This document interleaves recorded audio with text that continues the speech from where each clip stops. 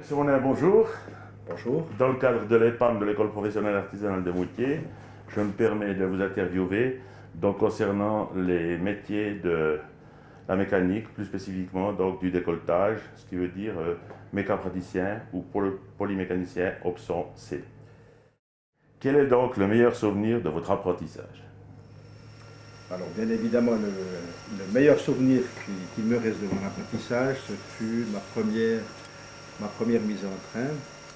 Le fait d'avoir réussi à poser mes cames, mes outils et d'avoir sorti des pièces, concrétisé quelque chose, j'étais extrêmement fier de ce premier résultat. Quel est le plus mauvais souvenir de votre apprentissage?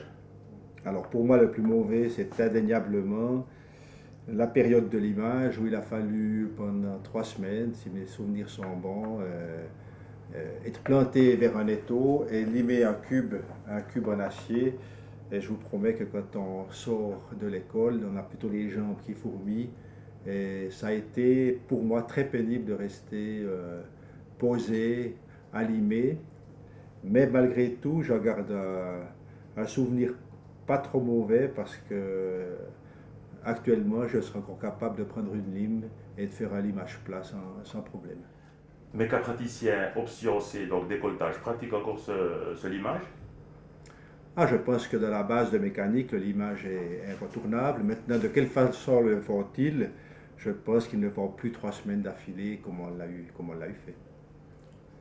Quelle qualité attendez-vous d'un futur apprenti? Alors, la qualité première pour un futur apprenti, à mon avis, c'est l'honnêteté, la confiance. Il faut qu'on puisse avoir confiance en la personne, dans ce jeune qui est là, et c'est vraiment une qualité fondamentale pour qu'on ait un rapport qui se passe bien et qui soit franc. Parce que si ma mémoire est bonne, je crois que vous êtes un formateur de longue date dans le cadre de ce futur métier polymécanicien. Je ne sais pas si vous êtes mécapraticien, je ne sais pas si vous êtes à la base de ce futur métier, quoi, donc de ces nouvelles volets qui vont passer cette année, je crois.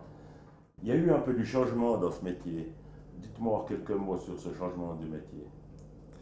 Disons que le changement fondamental, à mon avis, a été que le décolleteur de l'époque n'avait pas une base mécanique suffisante ou très importante. Et maintenant, on sent une inversion de cette chose où vraiment l'accent est mis très fortement sur la mécanique.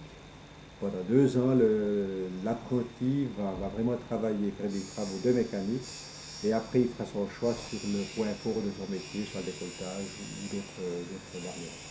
C'est le changement fondamental par rapport à avant. Et ceci est dû par rapport aux machines CNC ou c'est l'évolution de la technologie qui évolue? C'est une bonne question. Bien sûr que la technologie évolue, c'est évident, mais il faut dire qu'avant, les décolleteurs n'avaient vraiment pas de notion de mécanique. Et ça a toujours été, à mon avis, un manque. On pouvait voir des jeunes taper avec un marteau sur un roulement sans se rendre compte du dégât qu'ils pouvaient faire. Donc il y a plus de respect vis-à-vis des machines. Tout à fait.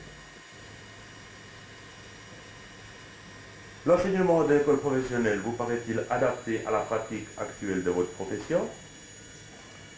Je pense que oui, mais je pense aussi qu'il faudra faire un ajustement assez fréquent pour que l'enseignement donné à l'école professionnelle corresponde toujours aux besoins de notre industrie.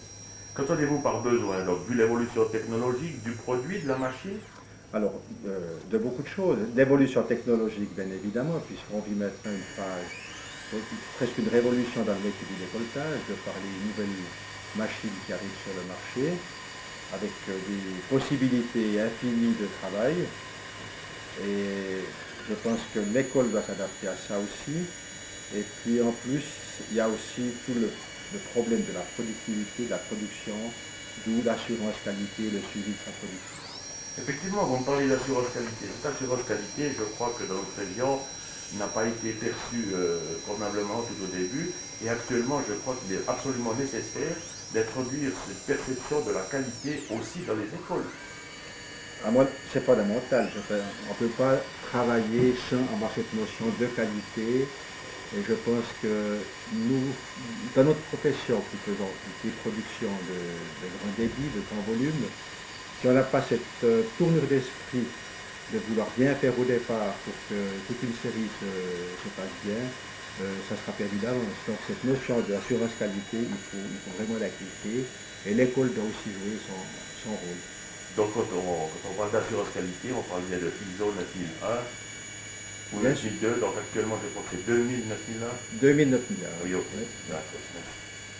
Vous pensez quoi de la formation interentreprise? Ça serait éventuellement une possibilité de faire un échange entre d'autres entreprises, donc interentreprises, pour éventuellement perfectionner une spécification propre au métier, éventuellement peut-être une langue. Alors je dirais que ça c'est une piste hautement intéressante. Le tissu industriel de la région est quand même fait de petites entreprises plus que de moyennes. Donc ce qui veut dire qu'en apprentissage, le patron n'a pas forcément tous les moyens de production à sa disposition. Et la piste de pouvoir placer un jeune dans une autre entreprise pour qu'il puisse acquérir d'autres connaissances me paraît une solution vraiment intéressante.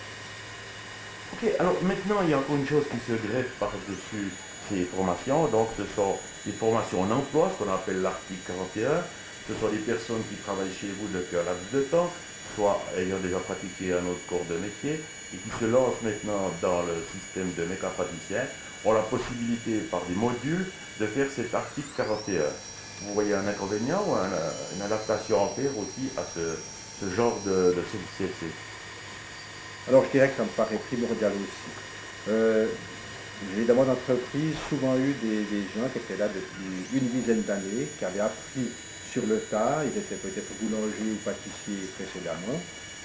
Et après avoir travaillé une dizaine d'années comme décolleteur, tout d'un coup ils émettaient le vœu d'avoir un CFC.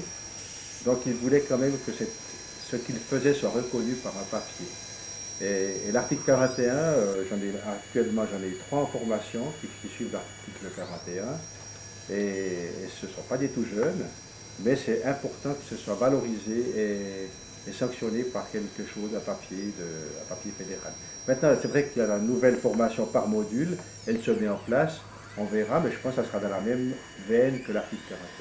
Donc effectivement, donc pour le décolleteur, le patronat, donc ils sont un plus, ces gens sont un plus dans notre système.